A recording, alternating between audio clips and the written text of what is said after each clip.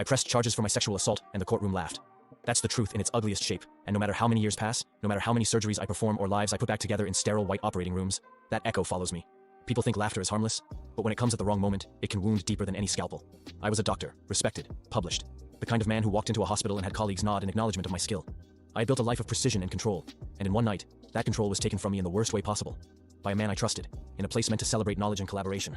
It happened at a medical conference, a 3-day gathering of specialists in Boston. I was presenting a paper on post-op infection rates and enjoying the kind of validation that comes from applause in a crowded hall. The nights were for dinners, wine, and the sort of half-boring, half-pretentious conversations doctors indulge in when they're away from home. That second night, after too many drinks, I followed a colleague, someone I admired, someone I'd worked with on research, back to his hotel room to continue the discussion. It wasn't unusual. Conferences blur boundaries, and I thought nothing of it. I should have.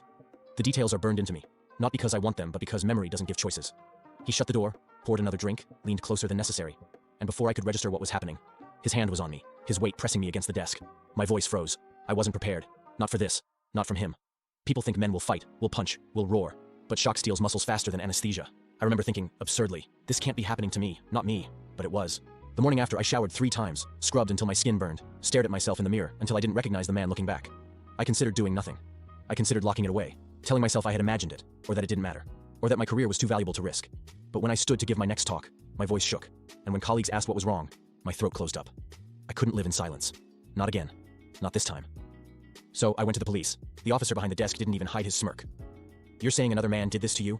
His tone carried the weight of a joke no one needed to finish. He asked why I didn't fight back, why I didn't scream, why I went to the room in the first place. Each question felt less like an inquiry and more like a verdict. Still, I pressed charges. I wrote a statement, hands shaking. I thought the law would help. That was the first time I was wrong. Filing the report was supposed to be the hardest part, but the real weight came after. I learned quickly that the system doesn't know what to do with men like me.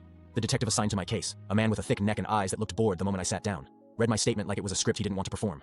He asked me 3 times if I was sure I hadn't misread the signals. Each time I repeated that no, there had been no signals, only force.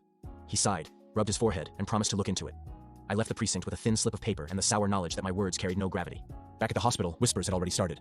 Conferences breed gossip, and people noticed when I skipped a dinner, when I didn't linger at the bar, when I looked pale at morning rounds. Medicine is a field obsessed with control, with strength, with long hours that make you feel invincible. Vulnerability doesn't fit into that narrative. When I walked into the operating theater, I felt eyes on me, colleagues measuring my silence, wondering if the rumors they'd heard were true. The prosecutor's office called me 2 weeks later.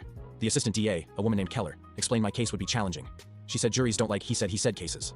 She said my professional standing could cut both ways. I looked credible, yes. But the defense would argue I was protecting my reputation, fabricating to cover a consensual encounter. She asked if I had bruises. I said no. She asked if I had witnesses. I said no. Her silence stretched long enough and she said, "We'll move forward, but you need to prepare yourself." I pressed charges for my sexual assault, and the courtroom